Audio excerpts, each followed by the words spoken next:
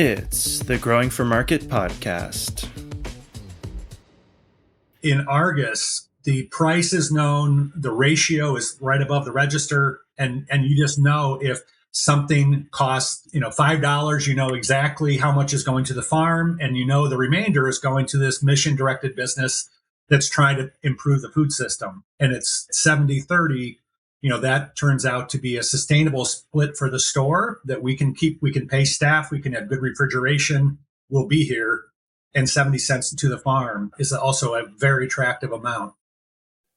Hello, and welcome to the Growing for Market podcast, where we talk about growing, marketing, and the business of growing vegetables and flowers for local markets like farmers markets, CSAs, farm stands, and local wholesaling. I'm Andrew Mefford, your host and the editor of Growing for Market magazine. For 32 years, the only magazine devoted solely to flower and vegetable market farmers. If you're enjoying the podcast, just wait till you see the magazine. Go to growingformarket.com for more. Also, if you could give us a follow and a rating, it really helps other like-minded people find the podcast. And now let's take a minute to hear from our sponsors. It's with their generous support that we can bring you the podcast for free. Start 2024 off right with Local Line. Local Line is the all-in-one sales platform for direct market farms and food hubs. Increase your sales and streamline your processes with features including e-commerce, inventory management, subscriptions, online payments, and more.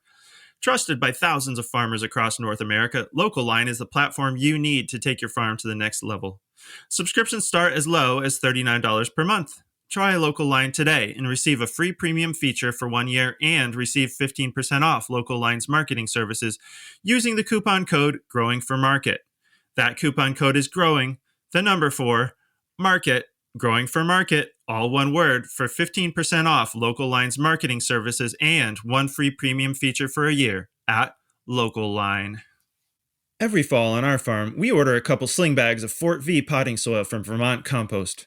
Over the years, we've tried a lot of the compost and potting soil options out there, from making our own to buying off the shelf. And we keep coming back to Vermont Compost, both for overall quality and batch-to-batch consistency. It's that consistency that keeps us coming back.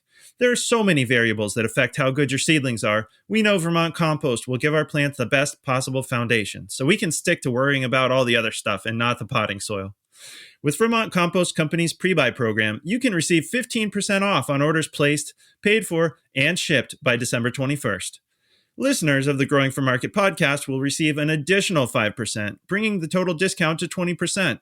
Visit vermontcompost.com/GFM for more details or mention this podcast when you place your order. Today on the show, we have the pleasure of talking with Kathy Sample and Bill Brinkerhoff, co-owners of Argus Farm Stop, what they call a year-round, everyday farmers market with 3 locations in Ann Arbor, Michigan.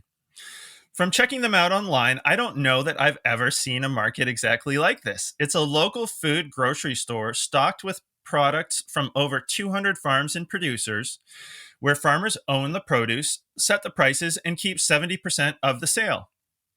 In addition to their all-local market, you can also buy delicious coffee and tea prepared by the baristas in the cafe, so it sounds like a full-service grocery stocked with local food. Since I've never been to one, let's let Kathy and Bill tell us about it.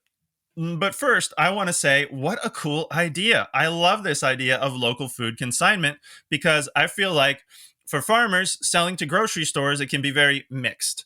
What I've heard from a lot of growers is that when they can work with buyers who are enthusiastic about local foods, business can be good. However, the reality of dealing with grocery stores that are sourcing internationally is that they can get almost anything, anytime from the global supply chain. And the implication is that if we, the farmers, don't keep prices low enough, that buyers will turn to sourcing from other places that can provide farm products for cheaper, which just creates a race to the bottom on pricing. So it seems like your model eliminates that dynamic if all the food is coming from local farms. So without further ado, welcome to the podcast, Kathy and Bill, and thanks so much for getting a hold of us and telling us about your market. Yeah, no, thank you for having us. The mission of Argus is to grow the local food system, and so that's really where it starts, and that helped us design a market that's designed to make it easier for the farmers to sell there in a way, importantly, that gives them the majority of the economics. And so when you look nationally, our food system is really slanted against the small to medium farmer. Food on average travels 1,500 miles from farm to table. And by the time the customer comes into that grocery store to buy that farmer's produce, the farm's only getting 15 cents on the retail dollar. What we've tried to do is take away all of that supply chain, all those intermediaries, to pare it down to as close to a farmer's market experience as possible, where you're buying directly from that farm, but you don't have to do it on Saturday morning or the specific time slot when that farmer's market's open. So we're an adjunct to our local farmers market that's open every day, all year round. And when you take out all of those distribution costs and everything else, we're able to pay the farms instead of 15 cents on the dollar, we pay them 70 cents on the dollar. So 4 to 5 times higher from an economic point of view. And that makes a huge difference for the farms because it's real sales, real money. And importantly, there's this giant segment of customers who've wanted to patronize these farms, but it's just been too hard. They've been out of town on the farmers market day, or they've tried a CSA and it was too challenging. So, there's a lot of people who do that, but what we're addressing is this market segment of customers who want to support local farms, but they've got to shop Tuesday afternoon or Thursday morning or whenever during the week. And that's a big need in both from the farmer side and the customer side. Yeah, absolutely. I mean, farmers markets are great, but it's true. I've realized, especially now as a parent and things, that there will be times I was like, okay, the farmers market is on Saturday morning and your kid has a soccer game every Saturday morning or whatever. It's just a reality that not everybody can get to the farmers market. In fact, the majority of people aren't making it to the farmers market. And so it does seem like having the local produce on sale all the time you're obviously going to bring in people who can't or aren't making it to the farmers market. And we work together with the farmers market. So I'd say all of the farms selling through our stores, normally are selling in farmers markets also, and they continue to do. But what they can do is double or triple what they bring in to town for the farmers market. They load us up, they sell at the farmers market, and then anything that's left, they bring back to us aftermarket, and then we sell. And we normally can make it 2 or 3 days more. We sell out, by about the third day. They come back on, probably 2 deliveries a week. And that's enough to keep all of the other customers happy that weren't able to shop on that Saturday morning, for example. And how did you get the idea for this? I mean, it's a great idea, but moving it from getting the idea to actual brick and mortar. Well, that's a great story because it's not our idea. We saw it in Worcester, Ohio. We were visiting, we had a kid in college at the College of Worcester, and we were visiting, and we just wandered into this shop called Local Roots in Worcester. And it was one of those things where the second I walked in the door and I saw a bunch of farmers bringing stuff in, I thought, okay, this is different. And then the more we wandered around in there and the more we came back several times, we just thought this would work where we live. And it's a problem that needs to be solved. That can't get enough consumers to locally farmed goods. So it's the folks at Local Roots, and that was started by a woman Jessica Barkheimer, who felt that she tried to do a Thanksgiving dinner all locally and she had to go physically to like 7 farms. And she said, this is ridiculous. I'm going to find a better way. And she started it.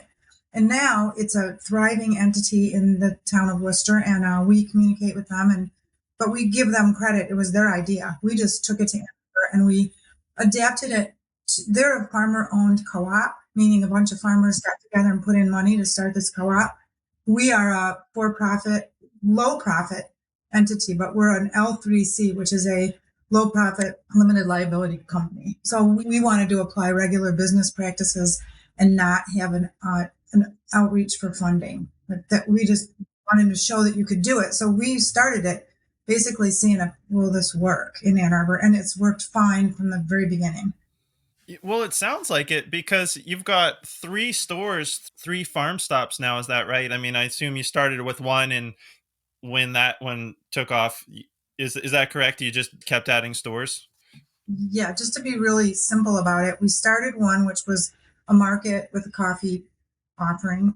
And then we started another on the other side of town, like a mile away. And during COVID, we grew so big because we were the only way farmers could get food because we closed our farmers market. that we took a building right down the street, which is our third location, but it is strictly a market. So we have 3 sites, 2 have markets. And it's a little complicated as you grow. The third one is now dedicated to the cafe tavern. So they're adjacent buildings, but it also lets us use the same model with restaurants to supply prepared foods. So we offer the same arrangement to sell, sandwiches and salads, where that producer may be an up and coming restaurateur or producer, and they get 70% of sales as well. So it's a business model that just brings lots of small to medium local producers into our customers. Yeah, I mean, it's such a cool idea. I think I'm like, how haven't I heard of this before, and how isn't it all over the place? And so maybe there will be farm stops all over the place in the near future. I mean, it sounds like you guys are growing. So the restaurant and tavern stuff, is it sit down? People have like a restaurant, a sit down restaurant, or people are takeout? It's you sit down and have coffee and pastries, and you can get a to go thing from the cooler, which, by the way, is a bigger part of our business than we ever thought it would be, because people like to go things. Yeah, they do. Or grab and go things. But it's really a cafe with pastries and community. So people come in, and of course we're a college town, so you know what happens, that laptops come out, but we love it. We want to develop that community, and the farmers market's all about community. It's kind of the same thing, because when the farmers deliver, we welcome them into the store. We introduce them. If we know that there's a certain customer who's buying their bacon or whatever, we make sure that we make that connection. Okay. So I want to ask you about the market. I'm here in Maine. I've never been to one, although if I ever get to Ann Arbor, I'm definitely coming by. From the pictures that I looked at online, it looks a lot like a natural food store, like I want like a Whole Foods, but with I'm thinking the name of the farm on all the produce of the products, so people know who they're buying from. Is that correct? You guys made the place. I have only looked at it online. Is that a pretty accurate description of what you'd see if you go into an Argus farm stop? Yeah, I think one is it's exclusively stocked with locally produced items. And so we also, Kathy says no one really can go to the lettuce store. Like you have to have a full range of items to become the place that is like the first place that a grocery shopper would go to, rather than an ancillary shopping experience. And so we've worked hard to curate a mix across produce and dairy and meats, and even locally roasted coffees, but all from local producers. So you have that full kind of shopping experience. That I'd say that the other, so that's one unique feature, is it's exclusively sourced with local producers, where the producers are getting as much money as possible. And so that, for intentional shoppers, like that's just a really important first stop, and it prevents you from having to go to the bigger store and search labels and figure out, is this an apple from here or is this from New Zealand? But it's very hard to shop local in the big store. So that's one piece. Another kind of important differentiator is that in a lot of the goods, the farmer owns the goods and they set the prices. And so technically that's consignment. And we do that for the purpose of changing the paradigm of how produce is shown. We're not trying to shift risk. Normally, when farmers hear consignment, they get the short end of the stick because they're liable if there's loss. It's up to them. It's not up to the store. So I'll say, first of all, we don't have a lot of loss, but our main motivation was, again, to change this paradigm where in a traditional store, the farmer or the grocery the grocery store will pay the farmer as little as possible, and they'll charge the customer as much as they'll bear. And this is this race to the bottom that you mentioned. In Argus, the price is known, the ratio is right above the register, and you just know if something costs, $5, you know exactly how much is going to the farm, and the remainder is going to this mission-directed business that's trying to improve the food system. And it's 70-30.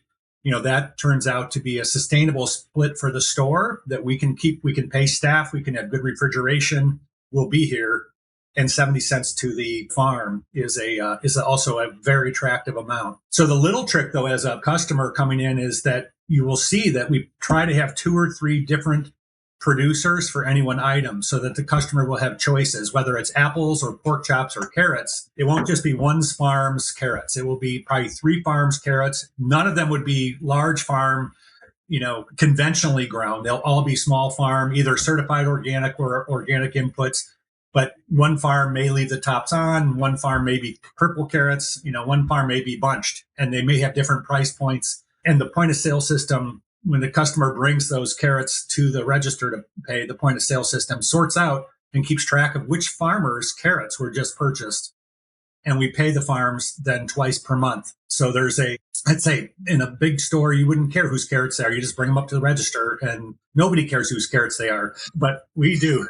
We care whose they are. And it's kind of a little bit of a name game with customers. If the label isn't there for some reason, we could talk about are those Tantre carrots or are those Green Things carrots? And it helps to build the association so that customer knows whose farm grew the carrots. And even on every sales receipt, it'll say whose carrots they are. It'll always say Green Things carrots or Tantre carrots. It'll identify the producer on the receipt as well. So if you get home and you love them, you can say, "Wow, those are amazing." You knew who grew them.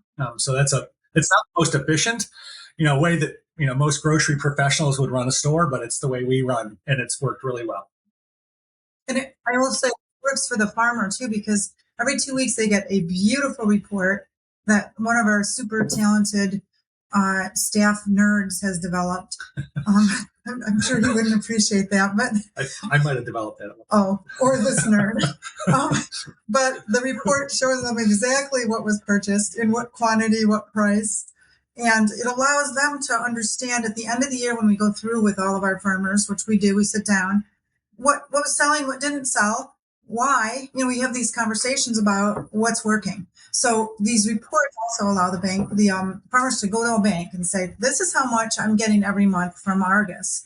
You don't get that at the farmers market because you just go home and your pockets are stuffed with bills, which is awesome too. But you can't identify, okay, this percentage came from carrots unless you do some reconciliation after market. Mm-hmm. Yeah, absolutely. And now let's take a minute to hear from our sponsors. It's with their generous support that we can bring you the podcast for free. I am so excited to welcome Bootstrap Farmer as a sponsor of the podcast. I've known them for a dozen years, and if anyone tells you nothing is made in the USA anymore, well, they're headquartered and warehoused in Paris, Texas. They make their own all-metal, all-inclusive greenhouse frames of steel made in the USA and fabricated in Texas, and their heavy-duty, reusable propagation and microgreens trays are Midwest-made. With a complete range of supplies, they have just about everything for propagation and growing, including heat mats, ground cover, frost blankets, silage tarps, irrigation, and trellising. Want to color code your seed starting flats? They've got heavy-duty trays that will last for years in a full range of colors, great for keeping farm seedlings separate from retail or just for fun. And they have an experienced team of growers to support everything they sell. If you've heard of the NRCS High Tunnel Initiative providing grants for hoop houses, but have been put off by the paperwork, Bootstrap Farmer has a guide that will walk you through the application process so you can get your hoop house funded this winter. For all that and more, check out Bootstrap Farmer at bootstrapfarmer.com. And now, back to the show. So, I think that's great because it does help farmers build their brand in a way, on a different front other than a farmer's market. But given that you try to source multiple categories of each product, how do you contract production with farmers? Are there long-term contracts or week-to-week ordering off of sell sheets or what? How do you try to get multiple carrots from multiple farms each week? We have an application, and so the farmer will fill out an application and say, "This is what I've got," right? And so then you accept them based on that, where you have a need in that category. But invariably, they'll decide to grow something that was not on the list and then show up with it. And you have to have a mechanism for dealing with that, right? Particularly tomato season, right? Because we try to stick with 3 at a time of any item. Well, not with tomato season. You're going to have 10 tomato producers, and they're all going to have their distinct thing, right? So some grow certain kind of Amish paste, or some grow Romas or whatever. So you want to accommodate them. So we have a conversation. We say we can take these or we can't take these if they come at drop off. But we have a weekly communication with each of the farms where on a certain day of the week, we call it the daily market happenings, where the person on staff in the market will go through the daily list and say, okay, I'm going to call this farmer. I'm going to text this farmer. I'm going to wait for this Amish guy to come in because, right, you can't do either I mean, right? They all have different ways of communicating. Some won't do email, so you have to know. And it says on our daily market sheet, and you get to know. Okay, I can't call Norm, but I can text him, or I can leave a message for Joan.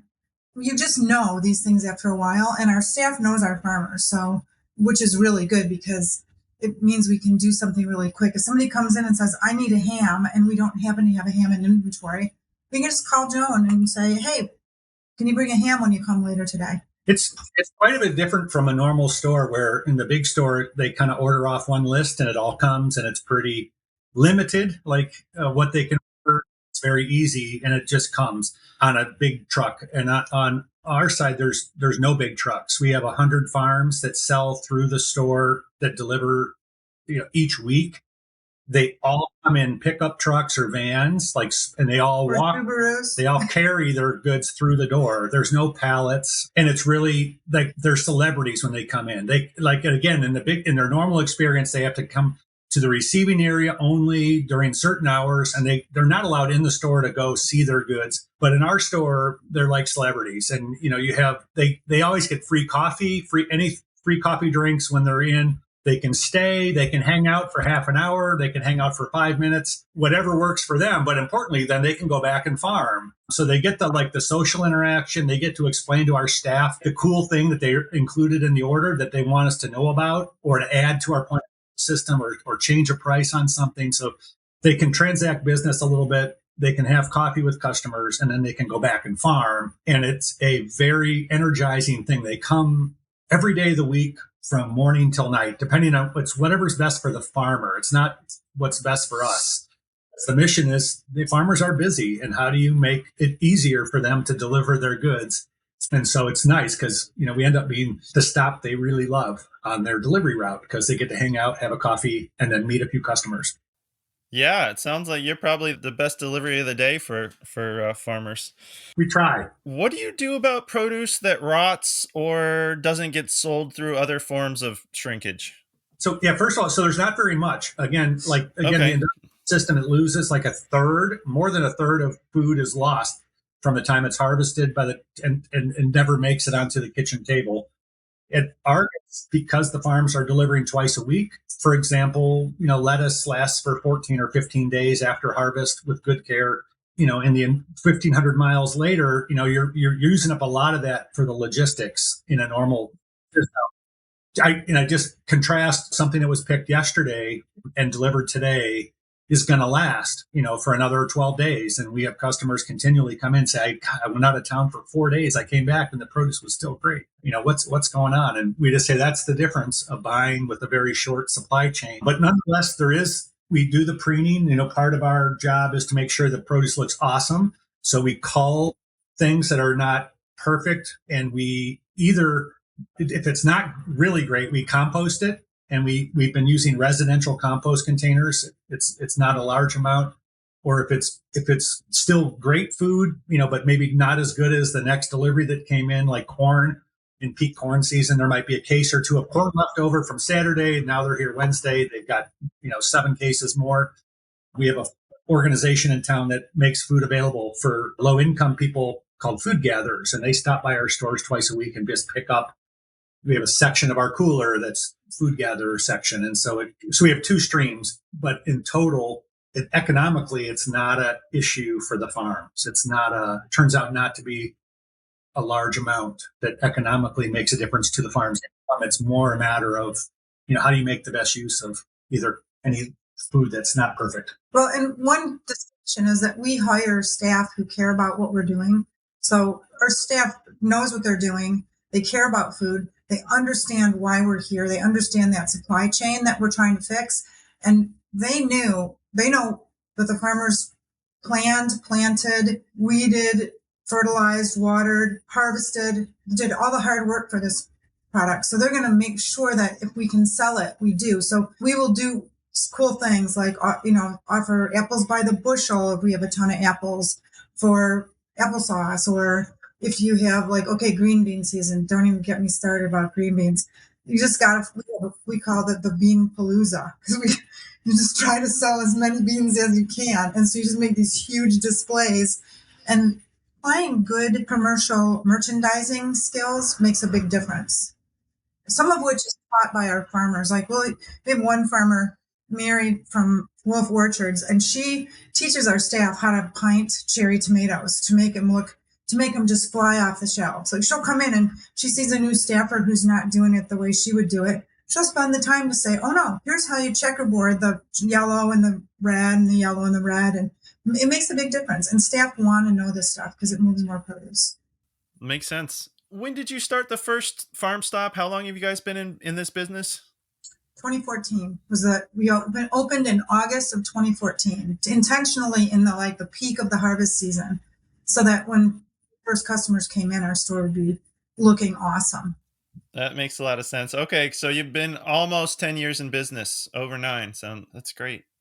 And I know you said that you have a background in business. Can you tell us? I mean, honestly, it sounds like a complex operation to pull off. I don't know that I would attempt it. Can you tell us a bit about your backgrounds? I'll just say in the beginning, though, it was a little bit more manageable. We started with 40 farms overall, and we had a kind of a modest staff at one location. And so I would say if we knew that we were going to grow to this big, we probably would have been scared and maybe not done it.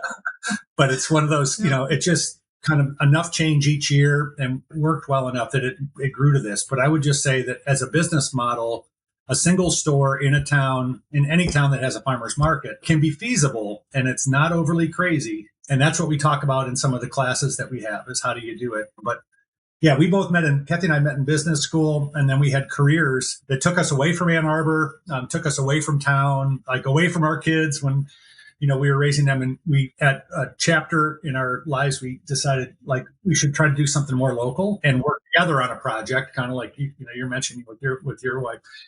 And so that was just a decision to say, let's give this thing a try and see. But so we did have a business background. Let me interject. We actually got kicked out of a CSA because we were traveling so much that we just could not pick up on time. And they just this is disrespectful, which was true. We would literally just not be able to get to our share the day that it was ready. And we were always making special accommodations. And the CSA farmer was like, this is just not working out.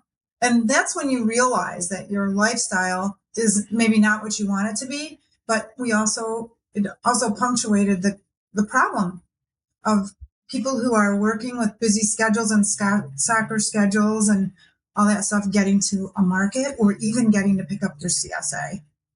Which is weird because now we have a big CSA at Argus. So. And we divide and conquer a little bit. We talked to other business owners that were husband, wife, and, they said it's kind of important to have your own lane and not always run to where the little league soccer is, where the ball is, and everyone run back and pinball from one issue to the next. But have your lane. And so Kathy tends to be outward facing in all of the farm relations, how they came to the store, how they became aware is because of Kathy's outreach, and more of the kind of the mechanics of getting paid and kind of organizing, setting up the facilities has been my area. So there's a little bit of a natural delineation. And then we've just been amazed by the staff that has come in too, that has this passion for local food. And, they really do. They are running the place more day to day now than we are.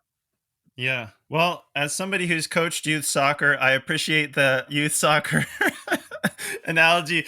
Please don't everybody go to the ball. But that's actually a really good point. I never really thought of it that way. I do deal with a lot of husband, wife, or partner and partner partnerships in the farm world. It's a lot of people. It's a family business. That's a really great point that I'd never thought of before. But now that you mention it, a lot of the successful partnerships that I see, on farms, people have their roles. And, it doesn't mean they never do what the other person does, but, they kind of stay in their lanes. That's a really good point. How did you come up with the name Argus?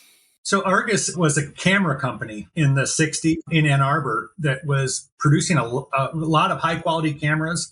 And our first store location is right next to where their factory used to be, which is now, it's kind of a residential area, and it's where the public radio station is. It's evolved, but it's still called the Argus building. And so since we're close to that, we picked up Argus, and my father used to work there. So there's like a little bit of a family connection. And it's also kind of in our town, a name that calls back to when things were probably a little bit more local. So, the Argus part comes from that. And then the farm stop piece is also kind of important because we're not really a farmer's market and we're not really a store. And so we kind of needed to come up with a descriptive noun for what it is. And so I think farm stop is the thing that some of these other ones that have started that we've worked with around the country are calling themselves a farm stop. And it might be Agricole Farm Stop in Chelsea, Michigan. We are unrelated, but we helped them start, but they kept farm stop piece. And really what that means, it's this place where you can stop and you can pause for a moment, pick up your local produce. You'll probably run into a farmer. And it just describes kind of the ethos and the operation of this kind of store model. It's purchasing directly from the farm in most cases. It's fair economics for the farm, exclusively local, probably some consignment piece. Like the pieces that are differentiating from what we do from other stores are kind of under an umbrella, which we kind of are referring to as a farm stop like operation. Yeah. Well, I think it's a cool bit of branding because you're right. You're not either of those things, a farmer's market or exactly, a grocery store, or you're different from what people think of when somebody says grocery store. And so I think it works. It's a cool thing of like, not, it's kind of says we're something different. Well, I saw on your website that you offer a how to start a farm stop webinar, which is awesome because I was thinking, well, we need more farm stops like yours. Obviously, if people are really interested, they should take your webinar. And I think it's also really cool that you're willing to offer what you know and have learned to other people, because that's actually one thing I think is really cool about the small farm community. It's one of the things that makes our podcast and our magazine go, is that partially because I know, I did a lot of work in greenhouses before taking over the magazine.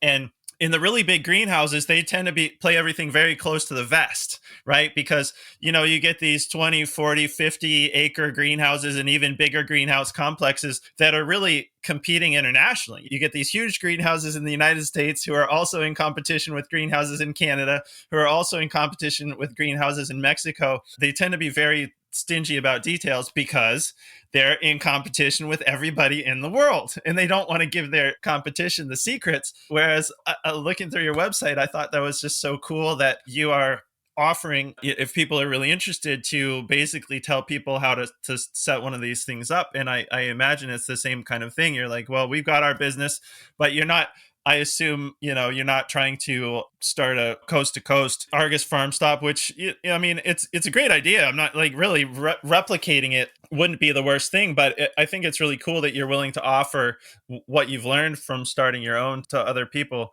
What's the quick and dirty of what you would tell people, though, if they were interested in starting a business like yours? Obviously, they should do the webinar if they're really, really interested, but maybe they're listening to this podcast. I don't know. Is there anything you can just tell me, like kind of like the elevator, the classic elevator talk, or like, what if someone was like, hey, cool idea. If, like, say you ran into somebody at a conference and they were like, cool idea, I want to do that. Like, I don't know, what would be the quick and dirty on what you would tell them about starting a farm stop?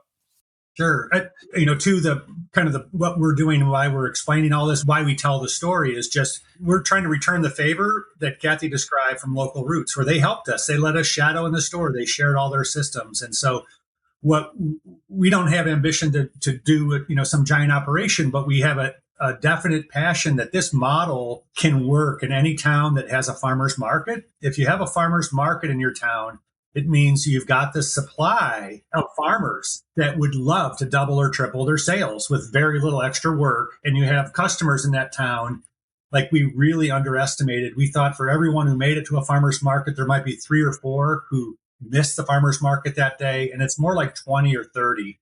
There's a ton of people who are just heart's in the right place. Lives are too busy. And so there's a big opportunity, I think, in any town that has a farmer's market to start one of these. These are small stores. It's a renovated gas station, like the kind that were in every community 70, 80 years ago, that has like the 2-bay garage to repair cars and like the little area where you would go buy your gas. Now, all of those buildings are obsolete around the country. Everyone buys gas at the big giant stations. But these buildings in every town in the country sit there looking for a purpose. And so that's what we moved into in our first Argus. And it's about 1,500 or 2,000 square feet. It's enough. You can display everything you need for a full shopping experience, but it's tiny compared to normal grocery stores. And so it makes it affordable and manageable to come in. And the amount of money that has been required to start each one of the three stores is 250,000, which to some people sounds like this huge insurmountable number. But in other cases, we've seen a cupcake store down the street spend like almost $1 million to renovate like a cupcake store. I'm like, how could you possibly spend that much money? But you can do it affordably, and grant money is there. There are funds that can help get these things open. And that when you look at the return, there's a giant return from that kind of investment in the local food dollars that come back to the farms. We say it's almost like venture capital returns, like tenfold return, but instead of going to the investors, it goes to the farms. And the investors, need to be patient and just not be in it for the money. But there is a need and a business model that works there. So we openly share. We're not experts on this per se, but we share what we've learned over 9 years. And if it can help people on their journey to try to improve their local food system, whether it's how to do one of these exactly or how to do a retail display in the right way, how to build a little misting system, how do you communicate with Amish farmers? There's a lot of information there. And so there's two things that they can do. One is there's a 1 hour webinar each month that we just do for free, where we just tell the story of the stores and how they run and how they're different and what the impact has been. And then for those that are a little bit more curious and taking it seriously, we have a 3-day intensive course that we do about every second or third month.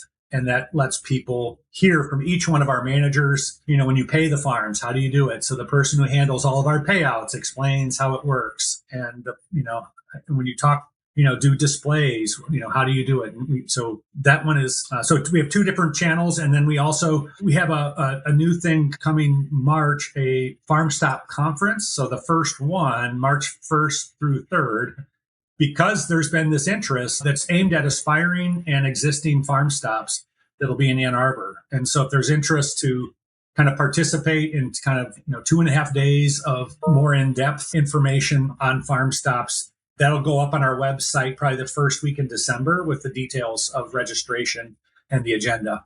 But there are enough locations around the country that we know of who are supporting local farming economies in some way with the retail market that we needed to start talking, because there's really no other way for us to talk to each other except go visit each other. And we're super grateful that Local Roots was so willing in the very beginning to spend time with us. They let us shadow down there in Ohio, and then they came up to look at our building before we opened to tell us what they thought of it. This is a community effort. Yeah. It's just an important thing that we all share. Yeah, that's awesome. You guys are starting a movement. And unfortunately, I think the reality of most communities is that they have empty buildings that have been cleared out by places like Walmart. Let's just be real about it. I live in this small town in Maine that's over 200 years old. There probably used to be retail. It's been gone for longer than I've been here. We've lived here for about 15 years.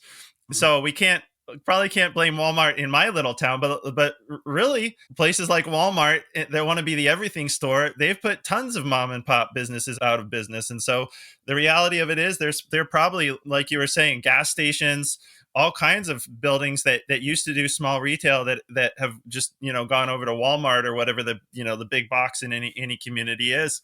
I mean, that's given me ideas. I think probably most communities have retail space that is sitting unused, that could be converted to one of these kind of things.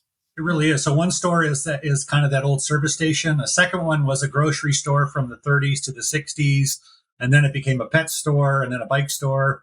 But it's perfect for us. It's got the right, a couple thousand square feet is plenty. And then the third location was a vacuum store. Again, it's about 2,000 square feet. These are not, again, in the beginning, I had no idea what I didn't know what that meant, I have to say. Yeah. But 2,000 square feet is a small operation. It is like a convenience store size place.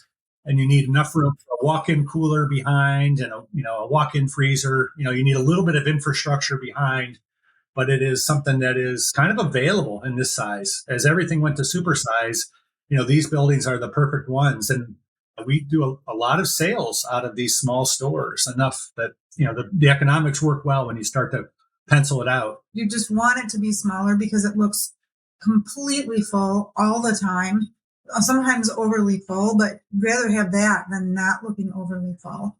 Now we have things like a dedicated refrigerator for small farm eggs that are in the state of Michigan. You can't sell unlicensed eggs in a retail establishment because somebody deemed that there was a reason not to let them sell them.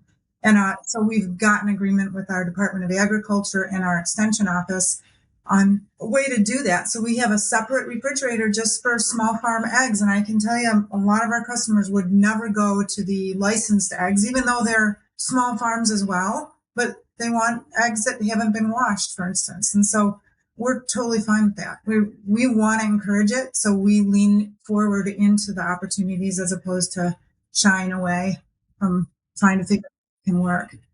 Cool. I also saw that you offer a webinar on selling local food online. Is that appropriate for farmers? Or is that really only for other stores? It can kind of be for both. It really just tells our story. Like, we didn't really have much of an online presence before COVID, and then we had to build it suddenly. And now it's continued. It's a customer segment that's there, and we explain how we do it.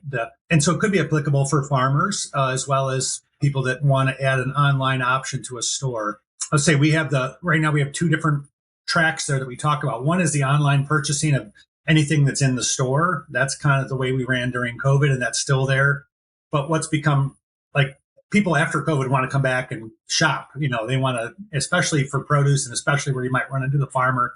It's a very good shopping experience. What we've seen a lot more growth is the multi-producer CSA that we offer, which is we call the weekly produce box. And so it's an online subscribed option, but we are able just to pick the best produce available this week from all of the farms and fill out these boxes. And so a lot of customers just like that as a way to experience local food in a great way every week. And these subscription offerings are more in line, where if someone says, I trust the guy who organizes it. It's Will Moyer in our organization. He's awesome.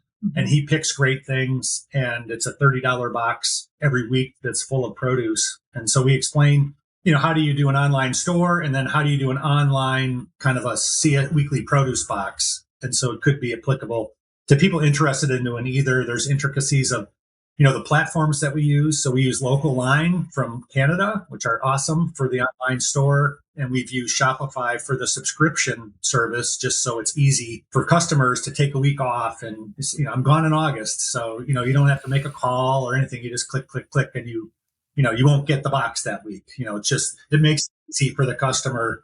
So you need that kind of flexibility on a subscriber model. So that's what we go through in that class. Yeah, and 2 points. Our CSA runs year round, so there's never a gap.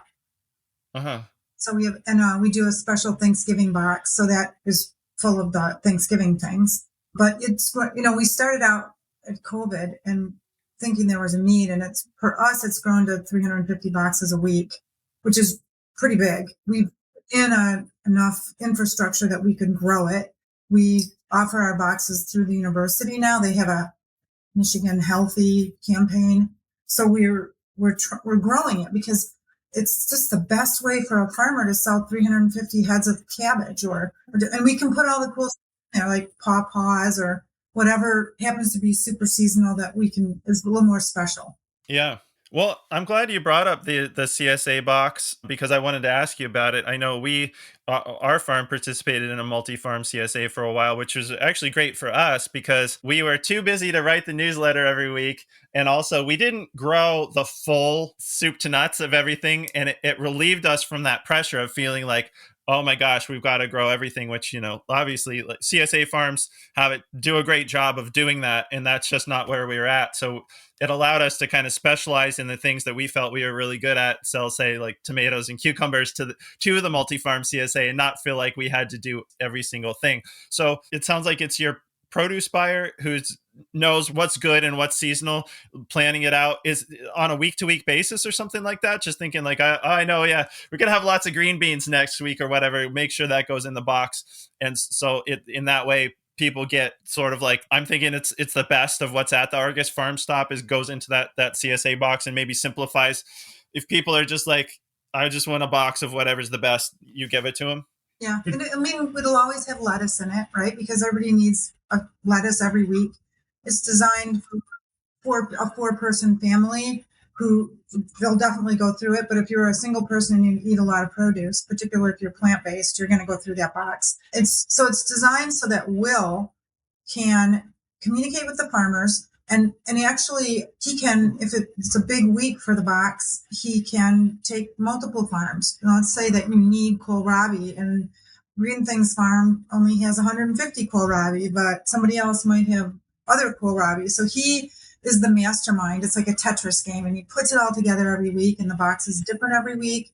But the customer gets an email on the Tuesday before the Thursday that the box is picked up or delivered of what's in it. So then they know if they're going to need to get something else, they can either place an online order or whatever they need to do for their plans for cooking. And we also do a meat box, which I wanted to make sure we mentioned because, small farm meat is really a big issue all around the country. And to be able to find a customer facing solution for these small farms who need to sell more of their beef or pork or chicken, or we have duck, we have great goats, selection. We have everything. We have just, it's amazing. Quail, we have all this stuff. So why not really ramp it up? And we think our in-store meat supply probably is the best in our state in terms of, if you came and looked in our meat freezer, because it's all frozen, it's pretty amazing to see the variety of stuff we've got. Yeah, sounds like it. Well, another thing that I saw you have is a weekly flour subscription. How does that work?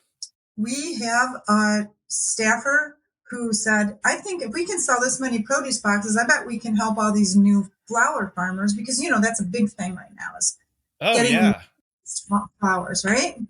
Because I think consumers weren't aware that our flowers were all coming from Chile or wherever, way far away.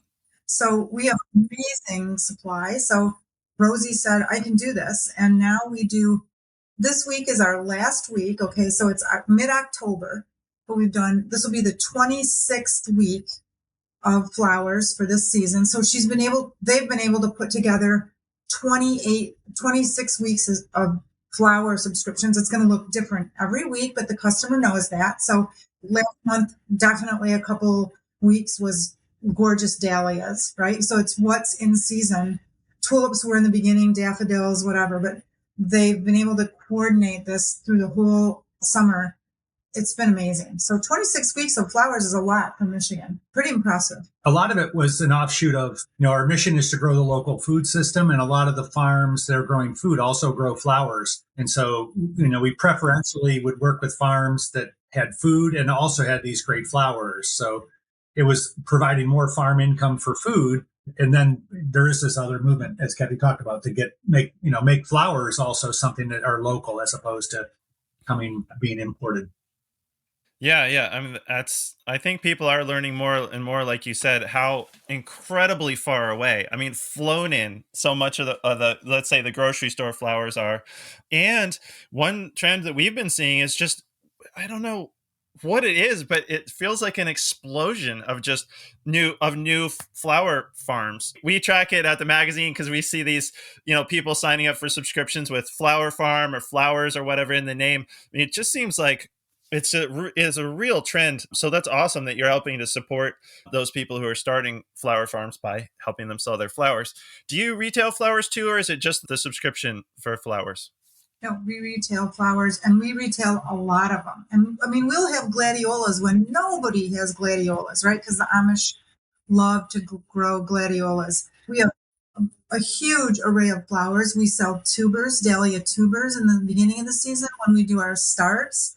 It's just grown, and a lot of plant starts and flower starts as well, like just new ways that people can get introduced to growing. It's a really big one, actually. In the spring, some of our great farms provide all of the starts, and we have tons of starts. And so instead of going to the big greenhouse, you can go support whatever farm it is that is, has brought in, and they'll share their heirloom tomato starts or these amazing different unusual starts. And it's become a big, it's the first early season income for a lot of these farms. And so this is April income when you really don't have a lot of thing in the full grown produce area of the season yet. Yeah, very important for a lot of local farms. With ordering online and the option to pick up or home delivery, it seems like you're hitting all the bases of how people would prefer to get their groceries. Have the more complicated options like ordering online and home delivery been logistical challenges? They've been opportunities to improve. We started out right during COVID, so everything was like, figure it out, just figure it out. And so literally, we at one point were driving when COVID was really bad, driving stuff to people's houses in our staff's cars, and we were like, this can't. And then we went to Hertz and we rented a van on our card, which I don't recommend you do, because when there's something that happens to the van, it's not easy to deal with. So then we called the University of Michigan and we said, we know that your catering business is dormant because of COVID. And they leased us one of their catering vans. So for like a year, we drove around the University of Michigan catering van. And then we bought one of their catering vans. So it's been like problem solving. So now we're at the point where in the delivery situation, we're refining our delivery routes.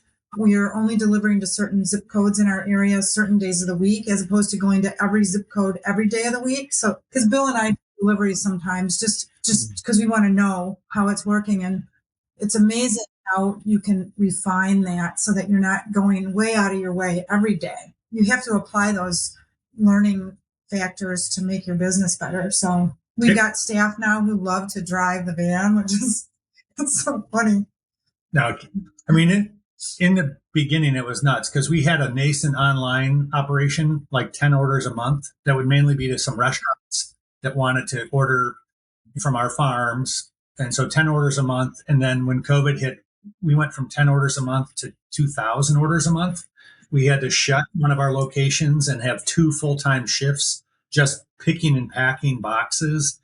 And so, like, there was part of it that we're all like, it was memorable but not repeatable. Like, I don't know how we did it, and I'm not sure we could do it again. But it was a crash course in how to do these things. And one thing that makes our life a little easier, I know normal food hub managers that are trying to do online businesses have a lot of stress because if one farm doesn't show up with the thing that they need for the order, they are going to short the customer. And if the farmer shows up with too many things and you have 10 extra watermelons after all the orders, you don't really have a way to use those easily. So whenever I talk to food hub managers, I had a lot of sympathy because they were always dealing with this slight disconnect of uncertain local food production and local food demand. And the benefit of having a brick and mortar store is that if we have the 10 extra watermelons, we can just bring them to the front of the store and sell them. And if we're missing 5 bunches of radishes, we just can go grab them because we've got a little buffer. And so it's a little bit luxurious to do an online offering when you also have a store that's connected with it. And so that's a difference that's kind of worth. It's been a bonus that we didn't anticipate. Yeah, okay. Well, that does make sense, and I never thought about that, so I'm glad I asked. In fact, I mean, that rings so true. That's part of the reason I asked about your online selling food online webinar because yeah, a few years ago during COVID, we did a lot of articles for the magazine about like pivoting to online sales, how to set up online sales. And if anything good came out of COVID, I do think it was that a lot of local food producers set up online sales, and of course they're still going. It's something they had to do to survive that time, and it's ended up continuing to be a boon for their businesses. I think in most cases, like I can't think of anybody who shut them off. I mean, of course there probably is somebody, but it seems like most of the people who set up online sales to deal with COVID restrictions has kept their online sales, and it's opened up a new front for their business. So but that's a factor. Having the inventory of brick and mortar stores is really interesting. I never thought about that before. Do you charge extra for home delivery?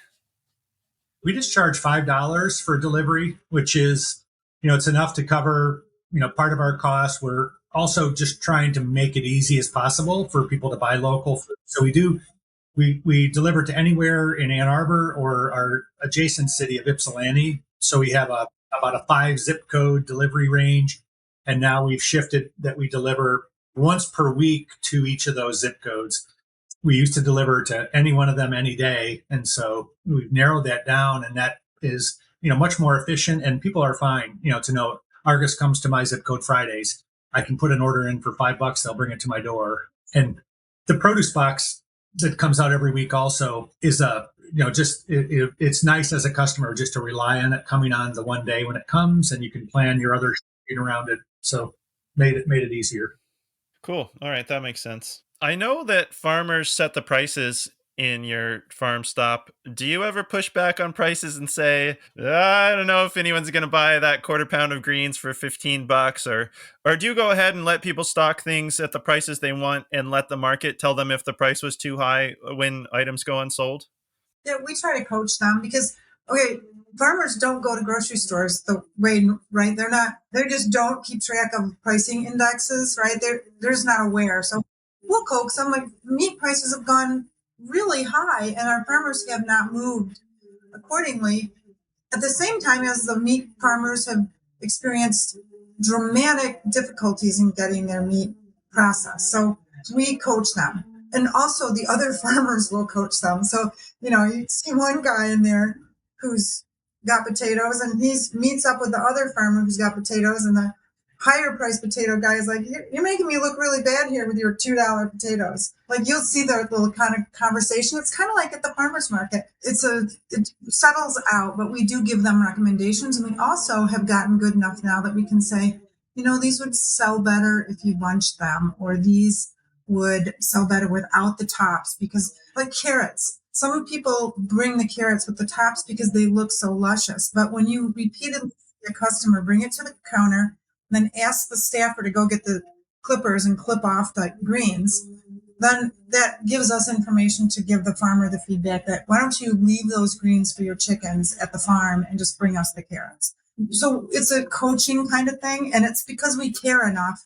I always use this analogy about, if you go to a regular grocery store and you just try to talk to somebody in the produce section, like just go to, I don't know what you have in Maine, but we have Kroger's here. The produce section is like, it's such an industrial operation that you can't talk to anybody there. You can't make eye contact with them. If you were going to ask them about a recipe, like, how do I cook with this rutabaga? You would just get, right, a blank stare. And we pride ourselves on being able to answer those questions. Like, we hire people who have love of food, love of cooking, history with farming, sustainability, initiative, interest, that kind of thing. So our staff is going to engage more than probably a big box store where they're just putting the thing on the shelf where the thing goes, See, and on the pricing question in particular, we've got farms that just want to be affordable for people. Like our biggest organic farm, Tantre, prides themselves on being able to offer low prices. And in general, what we say is the prices are farmers market prices, which are in some cases higher, in some cases lower than the grocery store, depending. It's an affordable experience. It's not crazy, especially for produce. I think you can be affordable, and I think by having 2 or 3 farms of every item, there's a self-correcting item. So we don't have really too many issues managing or directing people about pricing. And it's actually very cool what they decide to bring in and how they decide to fit into Argus is very creative. And it's always surprising, and it's great. It's much better than we would ever do if we were trying to centrally manage it and tell everyone exactly what to do. It would be way worse. Like, this is a creative experience about what's in the store every week, and it changes every single week, and we have little idea what next week is going to look like. It's just whatever the farms bring in and what the season allows. If you look at the pictures of our market, our produce deck is, it's something that we take great pride in, because our staff make it look like a work of art. And we've now got 8-9 years of experience. That produce deck just will look better than any industrial produce deck. It just looks gorgeous. Well, yeah, that's one thing I noticed looking at the pictures online. It's so inviting and just look so well taken care of. I would love to see it in person. Please come. Yeah, next time I'm in Michigan, I will. So if, like you were saying, like farmers apply to sell with you, and let's say, do you tell them what crops you have availability for? Because I'm thinking, like you were saying about having three different types of carrots, or like during tomato season, I'm sure, yeah, there's like everybody grows tomatoes. I mean, is the conversation like, well, we already have three carrot vendors. How about purple asparagus? We have an opening for purple asparagus or something like that. Is it the kind of thing where people, if people are trying to get in with you, they have to kind of look for where the holes are in your inventory? I don't know if that's the right term to use, but have to see what's not already supplied and kind of like get in the door that way, the way that a lot of people do with farmers markets? Or how does that conversation go when you're talking with a new vendor? Well, that's a great question. In the beginning, we were encouraging more of everything, right? Now we have very clear areas of need. Like I am always going to need new dairy because Michigan's dairy laws, we just have it's not like we're Vermont or New Hampshire or probably up in Maine has probably a better set of regulations. The regulations are really hard to be a small cheese maker or yogurt maker here. And we're trying to help fix that, but that's a whole nother story. So we know what our gaps are and we know where we have too much produce. But a key thing is to know where your farmers are at any point in their journey. So, at any point you're going to have some farmers who are looking to move away from certain things, or they find that their land isn't good for growing certain things, so they're going to move away from it. Then you have to know, oh, well, I could backfill that from this other farm who told me that they're putting in garlic or whatever it is. So having a working knowledge of what your farmers are doing and constantly asking them questions about what's changed at your farm, what are you not going to do in the future? What do you want to do in the future? And answering the questions too about what's cool, because you want to have things that differentiate you from a grocery store, right? You just want to have those quints or pawpaws or the things that kohlrabi or rutabaga, where you can explain to the customer, this is a kohlrabi and it is amazing. It's something that a grocery store, if they have it, it's going to be coated in wax and come from South America, right? Mm-hmm. And then I've done that, by the way. I've gone to the grocery and bought the same vegetables that we have in the root area, and they definitely are just dipped in wax. And then when we're doing classroom stuff, when kids come in, we talk about, why does this one look different than that one? This one has dirt on it. And then people start to realize, oh, your stuff was actually grown in soil. Or Jerusalem artichokes is another good example. They're a fantastic vegetable. And when you educate people about how to eat them and how to cook them, they're going to buy them. But if they're just sitting there on a shelf, they're not going to sell. We put a lot of effort into curating the mix so that the customers have a great experience. And when we opened, it was especially challenging. And Kathy actually made a top 10 list of the things that a great food system should have. And for some reason, we can't find a single producer. And so one of the items was yogurt. And she said, and broadcast this, if anyone will supply yogurt, we will feature you in the store. We will give you, as much retail space as you can use. And the result, within a year, we had 2 yogurt producers, which is super cool. Like we felt like, yeah, great food areas of the country, there's probably yogurt. Another one is hard cheese, like a few others.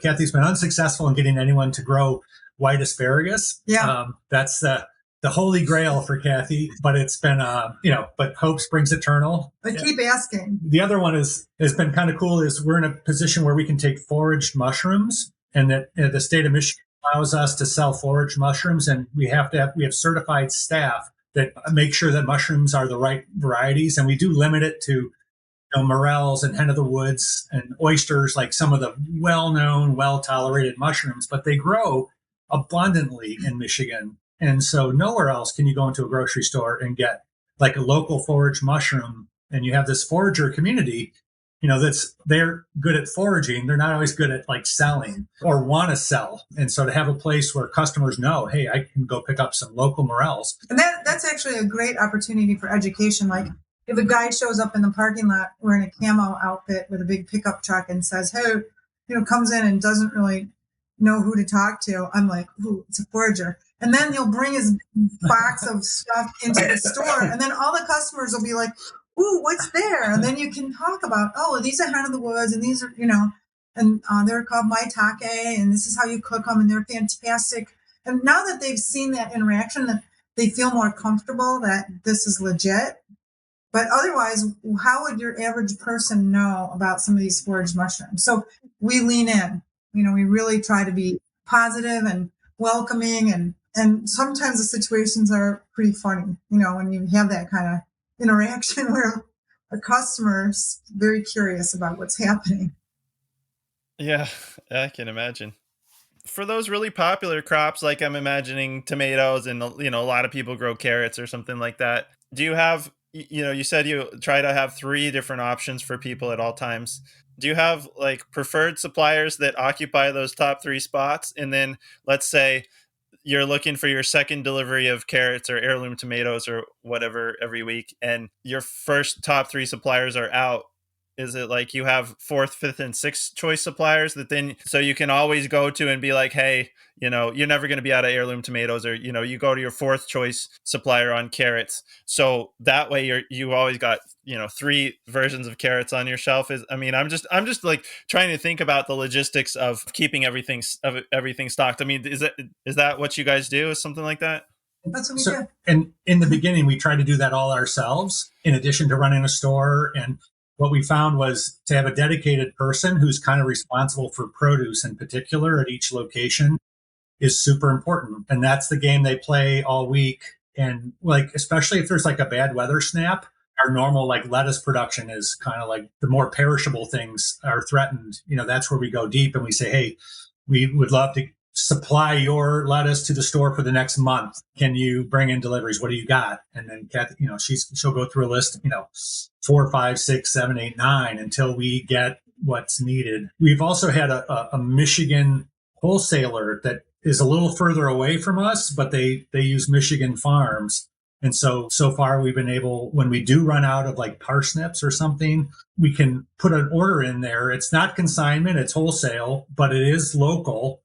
And we've just found that little experience is also important for our customers. That in the beginning, we used to be more purist and we'd say, no, we literally are out and you can't have garlic for the next 3 months. And that's not really satisfying. Like it's better to be as local as possible, consignment as possible, but it's still, we've always limited it to within the Michigan supply base. But I think having some plan B is also helpful, as I can see your wheels turning on how do you logistically manage this complexity. It is a fun puzzle to manage, but you need a few different players. The other piece is we tend to have one, like an anchor producer who's been doing this for a while, like Tantre or Green Things. They know what they're doing. They've done it before.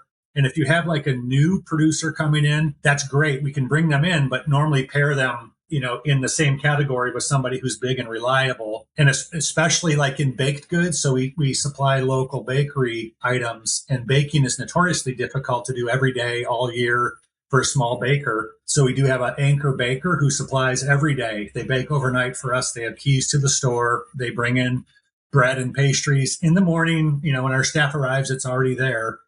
But then it allows us to explore some very cool local bakers that don't want to do it 7 days a week or every week of the year, but they can feather in. So somewhere there's an art to, combining, the bigger, more established producers of any category with the more creative upstarts that are trying to get their feet underneath them. Yeah. Well, and probably having that year-round availability, I didn't even think of that, of being able to lean on local wholesalers to keep that. That probably helps out your producers as well, because probably people knowing that they can get a wide range of things or rely on a wide range of things at the farm stop is probably one of the things that keeps people coming back. That's one of the strengths of traditional grocery stores, right? Is that they're sourcing from everywhere and can always have everything. So it probably benefits your other producers to be fully stocked, and that it keeps people coming back to the farm stop. So that's something I hadn't thought of, but that makes a lot of sense. It also takes the farms a little time to catch up. Like they're in annual seasons to increase their supply. So in the first year, we sold every head of garlic in our county by the end of December, and there was none, until green garlic comes in June. And so all the farmers who grew garlic planted more. And the next year we made it to like February, but we were still out. And then like it's taken 3 or 4 years for supply and demand, to kind of get in sync where, we don't generally buy garlic from anybody else now because we have enough farms that are growing enough of it to meet our growing needs. We don't source garlic. I mean, we don't buy it. Yeah. I mean, that's, yeah. Yeah. I mean, the farms that sell through the store are producing more. Yeah. They can't just snap their fingers and have more garlic. It takes them a whole year to plant more and have more. So we, having a little bit of a wholesale backup is helpful. Yeah. And that's a perfect example of, one of our big garlic suppliers said, I'm going to cut he's got other interests. He's like, I'm going to cut my garlic in half for next year. So then we know we can tell another farmer, okay, this is how much extra garlic we're going to need, and they can plan it for us because they know we're saying we're going to sell it. So, garlic is a very good example of a product that customers value the quality of and want it to be local because they're starting to learn where garlic comes from in the grocery store. So, but it's a good example of where a farm can just put that garlic in and it's not high maintenance. Yeah. Well, that's great. I mean, that sounds like one way your store has increased sales, right? Because if you bought it all up in the first year and got people to plant more of it, that's a way that you're expanding sales for those farms. Do farmers do all the packaging? So like it comes to you, carrots are packed up in, I don't know, 2-pound packages or whatever. Do you do any packing in the store? Yeah, we do some. Like some of the newer farmers don't have the wash pack down quite figured out yet. Like the more experienced farmers will come in and their carrots will be bunched, their potatoes will be washed, blah, blah, blah. But some people come in and they don't do that. And we do take on some of that in our staffing, but we try to minimize it. But then also, let's just say somebody comes in with just like crates of cherry tomatoes and they didn't pint them. Well, we'll pint them for them because they sell better. Just if somebody can grab pints of cherry tomatoes for their kids. Yeah. It's just, we know the merchandising and what matters and what works. And then we try to back encourage them. And when it gets to the point where it's big enough, you have to bring your asparagus in bunched. They do it because, it can be done, but otherwise we'll do it because we want to encourage small farms. The normal deal, like for the 30% of the retail dollar that we take, we will stock and restock, make it look beautiful. We'll treat it like our own. We will talk to customers about it. The responsibility of the producer is to bring it in sellable condition, so it should be ready to go in general. And so it just makes it easier. But nonetheless, we help out where needed. Well, that makes sense, but it's great that you'll help them out when it needs a little something.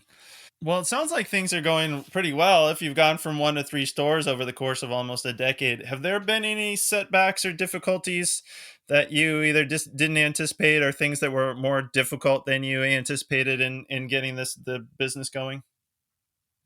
I don't know. I think like the COVID, yeah. Well, COVID, right? That was it made us redefine everything. And we'd be like, I remember Bill and I would be down in the freezer at 2 a.m. sorting pork chops, trying to figure out, okay, which one is a 2.1 pound pork chop and which one is a 1.9 pound pork chop for this order. Like if you don't have a business that's based on high level of inventory management. So I'd say we had to learn some of the operational things, but it's given us the opportunity to improve in all of those areas. And even like Local Line, the guys we work with on our online business, we work with them very closely to make sure that the customer-facing interface is improving constantly. Just think about this. If you have an online business, you got to take a picture of all the stuff that you're selling. Well, okay, there's no frozen pork chop that looks pretty in a picture. It's just I'm not, and especially during COVID when it's 2 a.m. and you're trying to take a picture of the pork chop,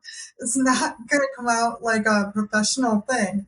So learned all these things, but we have really talented staff and everybody figured out ways to get things to work. So I think leaning on the skills of your employees is really a good way to get things done in a better way than trying to just do it yourself all the time.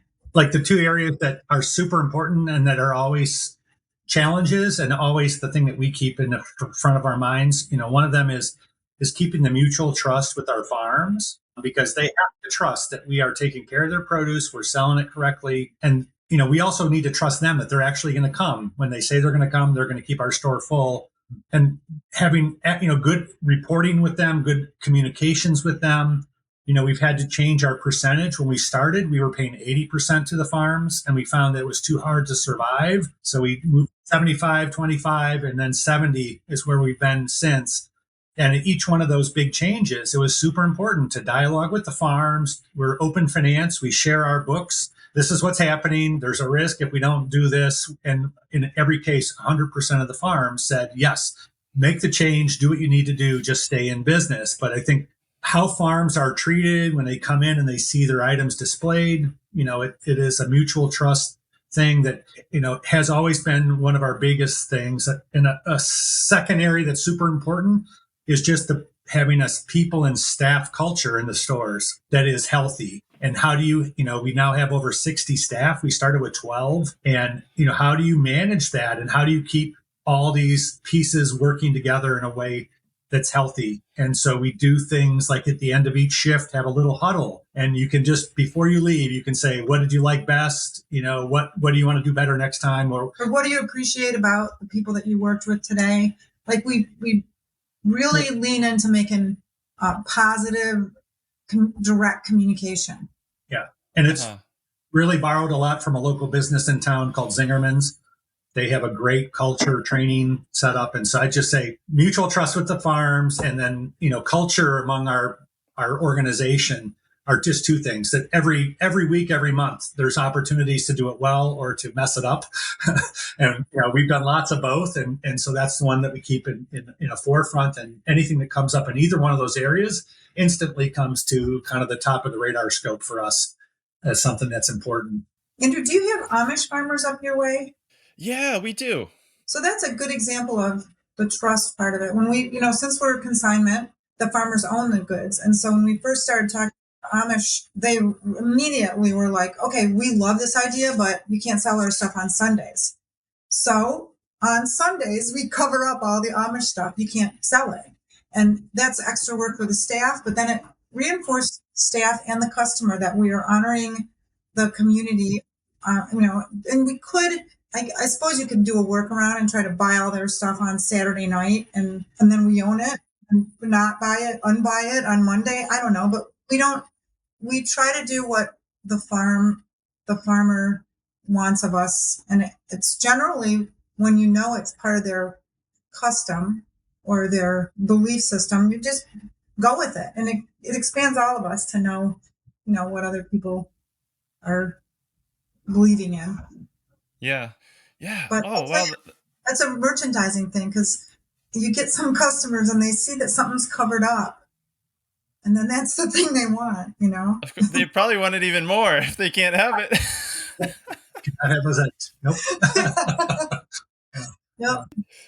Come back tomorrow. You should try that. Just cover stuff up and tell people they can't have it. It's gonna sell better than everything else. But well, that's really interesting, because actually we do. There's beginning to be more and more of an Amish presence here in Central Maine, where I am. But we originally started our farm, and part of my family's from Pennsylvania, and there are a lot of Amish, and it wasn't unusual to see a horse and buggy on the road there. But I did not realize that that even somebody else couldn't sell their produce on Sunday. That's very interesting, and probably not a business consideration that everybody has to deal with. So I'm glad you ended up sharing that. Well, speaking of sharing, you've been really generous with your time, and I've really enjoyed hearing about your business. But I just wanted to make sure: is there anything I should have asked you about, or anything else you want to say before we go? One thing I want to cover is the importance of the community part of it. It's like so what we noticed at Local Roots and when what we implemented here in Ann Arbor, it was a site that welcomed community interaction. So it's not just a grocery store. Like it's not like going to a big box store. It's literally a place where you're going to be watching other people go and pick produce and talk about a recipe, or see somebody that you haven't seen in a while. It's a place where we try to create an environment where people feel welcome and heard. And that has a lot to do with customer service skills and staff wanting to make sure people get the right kind of service, and that nobody leaves the store thinking, I came in for something and I didn't see it, because it's such a cacophony of things. It's very easy to get distracted and not see the thing you came for. So we're trying to pay special attention to the consumer when they're in the market, so that we don't miss an opportunity to share this local food with them. So that's an important part of what we do. It's what makes it fun to work there. Even at the coffee bar where you're just talking to your regular customer or the farmer, it's an important part of what we do. Yeah, sounds like it. And one of the other things that sets you apart from a big box grocery store. Yeah, that's true. Yeah, well, thank you for taking the time to let us tell the story a little bit. We're thinking that this is kind of a retail model that can work in a lot of communities, and we're kind of an open book. As people want to know more about it, you can come to our website and learn there, or come visit, get in touch with us in Ann Arbor. Yeah. Okay. Yeah, well, I've really enjoyed hearing about it. It sounds like it's a great model for farmers and a great model for the community. I do want to make sure and give you some time to say where people can find you online or on social media or wherever you want people to find you. Oh, for sure. Look at our Instagram, because the really talented social media kids who work for us do a really fun job of our social media. So that would be Argus Farm Stop on Instagram, or just our website, www.argusfarmstop.com. And that will give you all the information. And there's a contact us button, so you could just click that and that goes right to us if you have any questions or things like that. All right, great. Well, I've really enjoyed our conversation. I think this is such a cool business model. I'm so excited to be able to tell people about it. Thank you so much for getting in touch with us and introducing us to the whole concept. So thanks for your time, and best of luck with business and community and everything. Thanks, Andrew. And thank you for what you do with Growing for Market. I read it and I follow it. And so I think it's a valuable thing, even though I'm not a farmer. It helps me to understand the issues that farmers are trying to lean into and learn about. Oh, thanks. Thank you for joining us for this episode of the Growing for Market podcast. If you've been enjoying the show, please consider giving us a follow and a rating or a review. It really helps others find the podcast. For more tips and tricks from farmer to farmer, check out our magazine at growingformarket.com. Whether you're a commercial grower or just want to grow like one, subscribe to Growing for Market magazine for the nitty-gritty of growing, marketing, and the business of market farming. We publish 10 issues per year with articles written by experienced farmers on topics ranging from tools and techniques to farm business operations and marketing. If you've been listening to the Growing for Market podcast and haven't yet checked out Growing for Market magazine, we've made a change so you can try the magazine for free. We've added a free month to the beginning of all first-time subscriptions. Try out the digital or paper magazine subscription for a month, and if it's not for you, cancel within 28 days and you'll never get billed. Even the most basic subscription gets you a year of the magazine, plus 150 back issues from the last 15 years. With digital subscriptions starting at just $30 per year, head on over to growingformarket.com and subscribe today to benefit from over 3 decades of writing by farmers, for farmers, in Growing for Market magazine.